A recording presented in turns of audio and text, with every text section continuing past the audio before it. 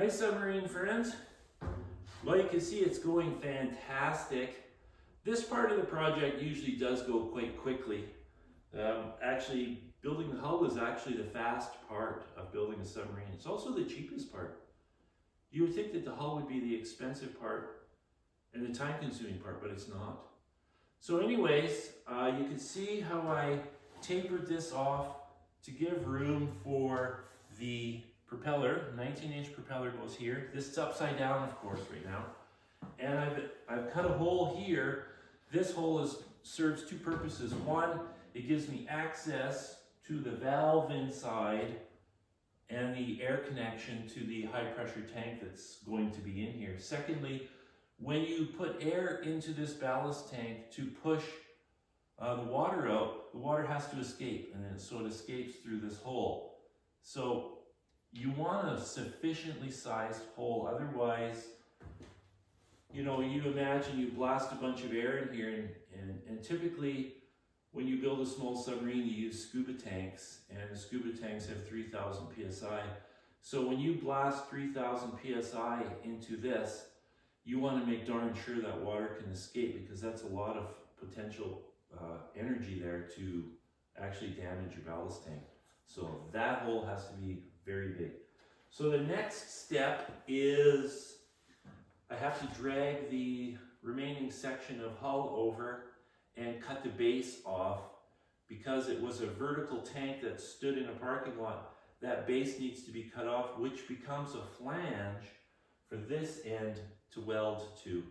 So I'm also recycling that base. It's beautiful material. It's 5/8 plate. I'm going to salvage that plate and cut 2 rings out of it to reinforce the hull at the conning tower section. So that's what I'm up to. Oh, by the way, thanks to all the people who commented where their location was. That is really interesting. I'm shocked at all the places. I mean, Croatia, all over Europe, all over the USA, South Africa. It's pretty neat to see that. It would be neat to see what people do for a living as well. Most people that build their own submarine are either an engineer or a welder. There's one architect. Oh, got a little mouse in here. There's one architect in our submarine band. Look at this little mouse. I'm gonna have to bring my Yorkshire Terrier over. She loves chasing mice. So anyways, thanks for doing that. And I have to wait a little while to get started moving that section of hull over, because my neighbors are still sleeping. I mean, my neighbors are fairly far away, but this is kind of noisy stuff, and my wife gets mad at me when I make too much noise early in the morning. You can see it's just become daylight now, so I'm an early bird. So anyways, I guess I'm gonna wait a bit, get that other tank over here, cut the bottom off so I can marry this to that. Another thing I have to do is I have to mount that air tank, and I've got a dilemma. I've got all weekend to think about it. Do I mount the tank inside this ballast tank, or do I mount it to the hull and then slide this tank over? My feeling is it'll be much easier to mount the tank to the next section of hull and slide this over.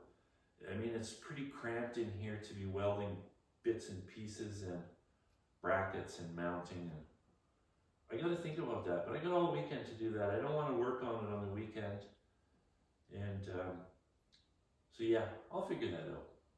Ciao.